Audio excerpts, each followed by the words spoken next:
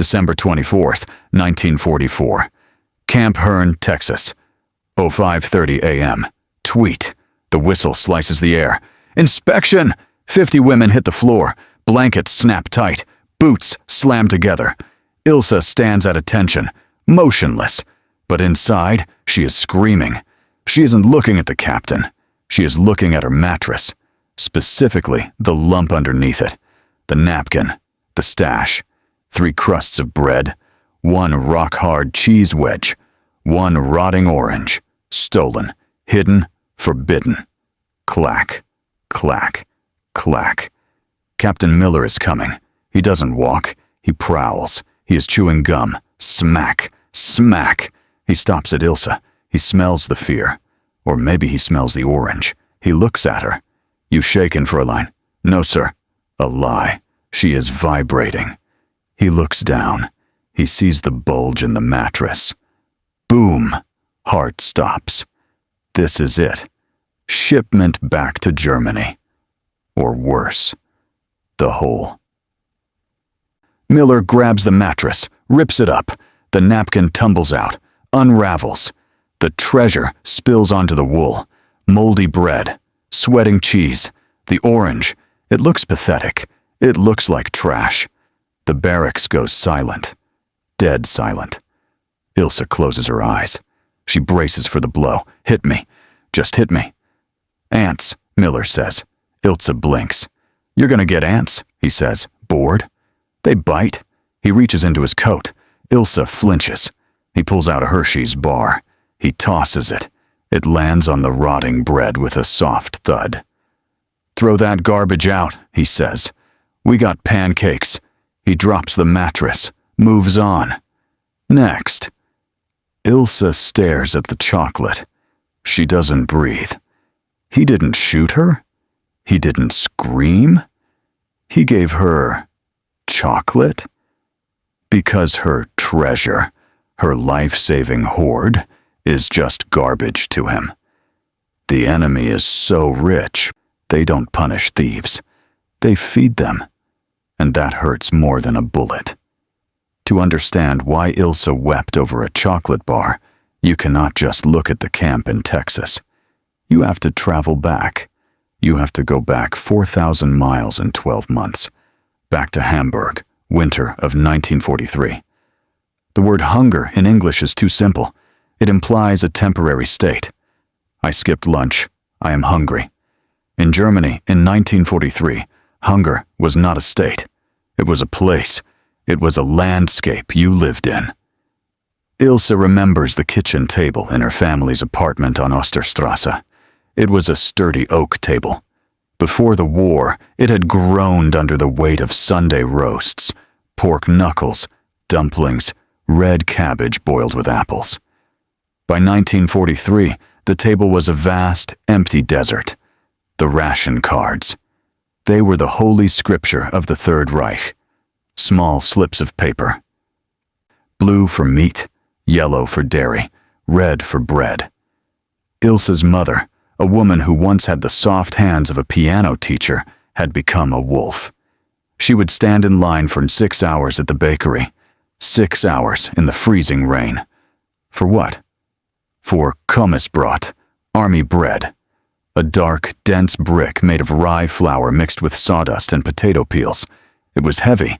It was wet inside. If you threw it at a wall, it would thud like a stone. Ilse watched her mother slice the bread. It was a surgical operation. Her mother used a thin knife. She measured the width of the slice with her thumb. Thin. Thinner. Translucent.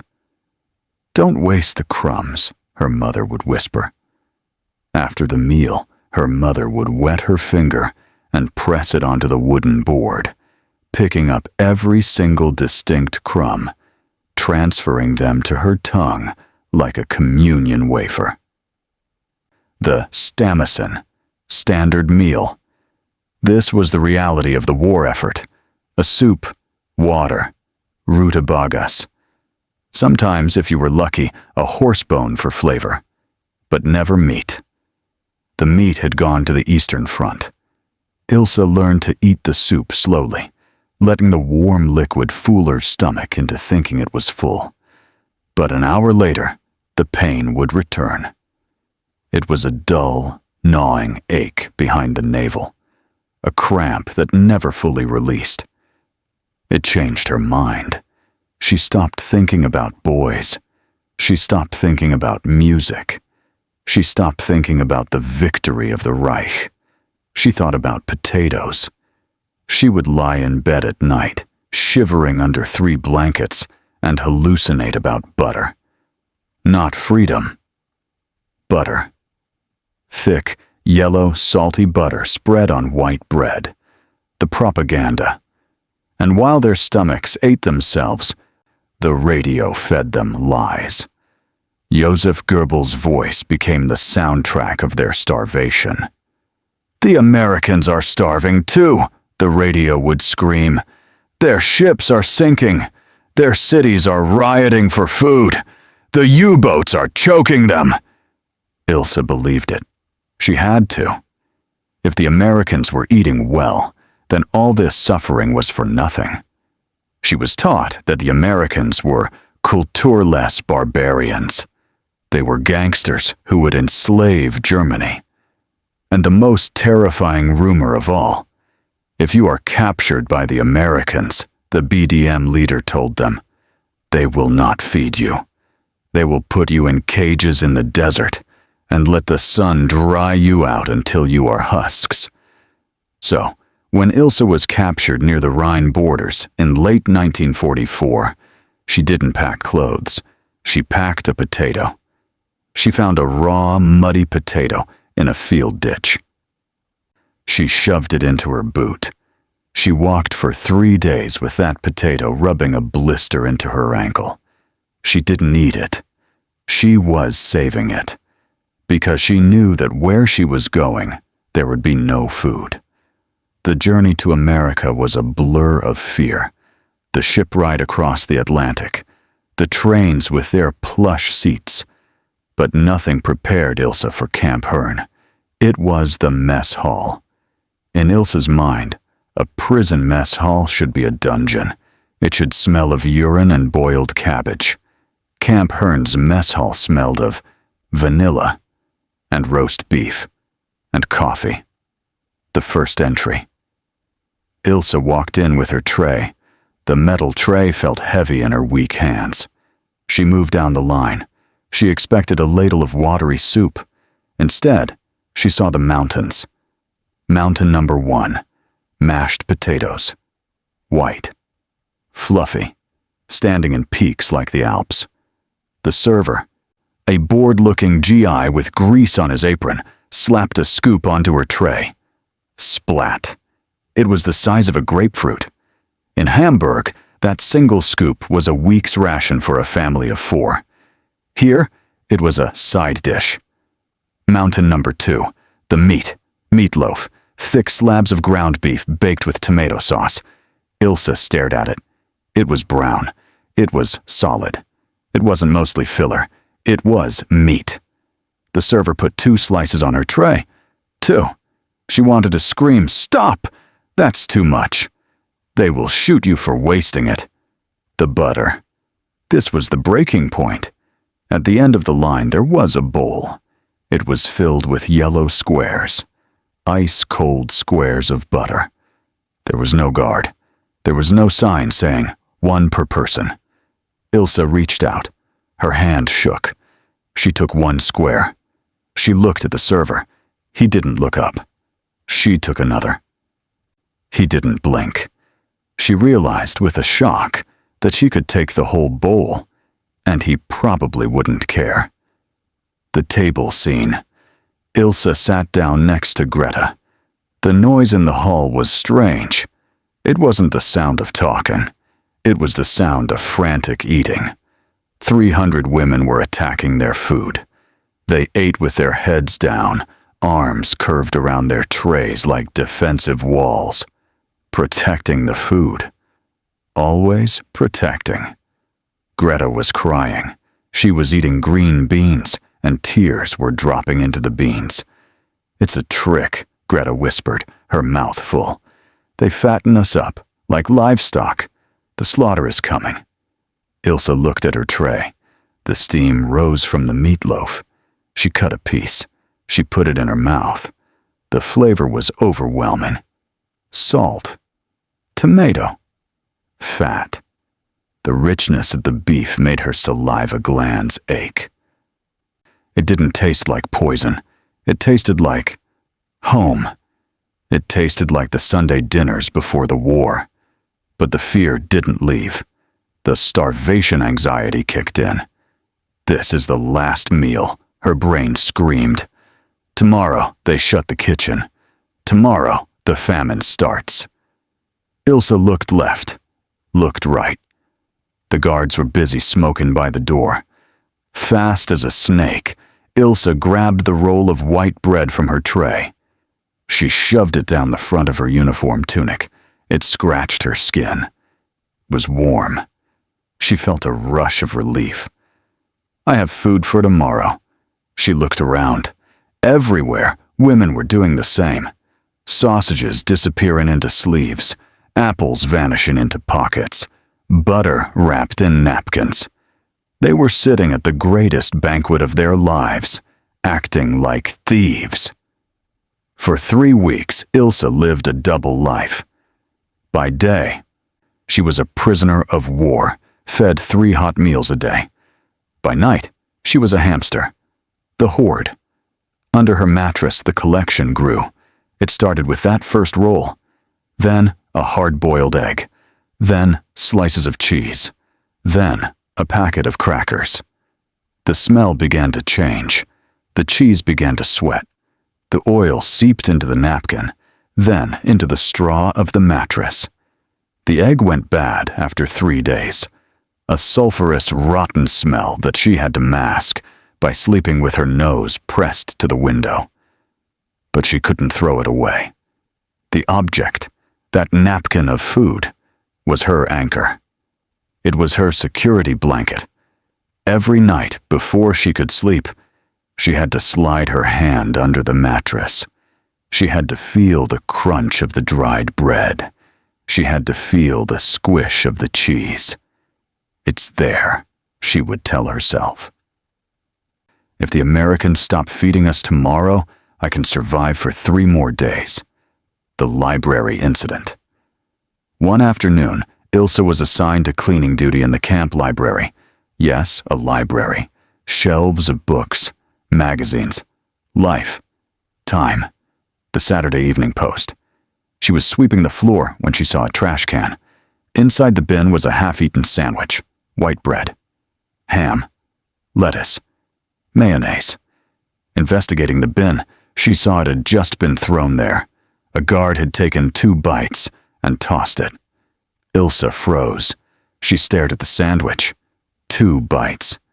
80% of the sandwich remained. In Hamburg, that sandwich was worth a human life.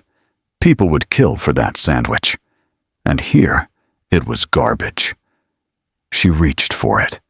Her instinct was to grab it, to save it, to rescue it. But then she looked up. Through the window, she saw a delivery truck backing up to the kitchen. Men were unloading crates. Crate after crate of milk, crate after crate of oranges, sacks of flour that released puff clouds of white dust when they hit the loading dock. The abundance was industrial. It was endless. It was a conveyor belt of calories that stretched from the fields of America directly to this camp. She looked back at the sandwich in the trash, and she felt sick. Not hungry. Sick. She was sick with the realization of how small she was, how small Germany was. Germany was fighting for crumbs. America was throwing away banquets. She didn't take the sandwich. But that night, she stuffed an extra orange into her mattress, just in case. Then the inspection happened. After Captain Miller threw the chocolate bar on her bed, something broke in Ilse. The tension that had held her spine straight for 5 years snapped. She sat on the edge of her bed for a long time. The barracks was quiet. The other women were gone to breakfast. Ilse was alone with her shame. She looked at her hoard. The treasure she had risked her life to protect. The bread was green with mold. The cheese was covered in lint. The orange had a soft, brown bruise on the side. It wasn't food. It was garbage. She had been sleeping on a pile of garbage, protecting it like dragon's gold. She stood up. She gathered the napkin. She bundled it up, feeling the crunch of the stale crusts. She walked to the coal stove in the center of the room. She opened the iron door. The fire was low, glowing red embers. She held the napkin over the fire. "Throw it," her mind said, but her hand rebelled. "No, you might need it." The starvation ghost in her brain was screaming. "Winter is coming. The trucks will stop." "Shut up," Ilse whispered to the ghost. "They have pancakes," she said out loud. "They have pancakes." She dropped the napkin. The cloth caught fire instantly. The dried bread blackened. The orange peel sizzled and popped, releasing a burst of citrus scent that mixed with the coal smoke. She watched it burn. She watched her fear turn into ash. The breakfast. Ilse walked to the mess hall. She was late. The line was moving. She grabbed a tray. She got the pancakes, 3 of them, golden, drowned in syrup. She got the sausage. She got the coffee. She sat down. She ate the first pancake. It was sweet, cloying, heavy. She ate the second pancake. She was full. There was 1 pancake left. This was the final test. In the past, she would have wrapped it. She would have hamstered it. She looked at the pancake. She looked at the exit. She stood up, walked to the scrapping can, and with a clear, deliberate motion, she scraped the perfectly good pancake into the swill bin. Slop. It was a sinful sound. But to Ilse, it was the sound of victory. She was trusting the enemy. She was trusting the abundance. She was leaving the plate full. Frankfurt, 2003. Ilse is 80 years old. She lives in a small apartment full of photos of her grandchildren. If you open her refrigerator, it looks normal. But if you look closely, you see the scars. There are 12 jars of jam. There are 5 packs of butter in the freezer. Ideally, she doesn't need them. The supermarket is down the street. But the habit is deep. The scar of 1943 never fully healed. She is sitting at her kitchen table. Her grandson, Lucas, is visiting. He leaves a crust of his sandwich on the plate. "I'm full, Oma," he says. Ilse looks at the crust. Her hand twitches. She wants to say, "Eat it. Don't waste it." She wants to wrap it in a napkin. But then she remembers the Texas heat. She remembers the peppermint gum. She remembers the ants. She smiles. She picks up the plate. "It's okay, Lucas," she says. She walks to the bin and scrapes the crust in. "We have plenty," she whispers. "We have plenty."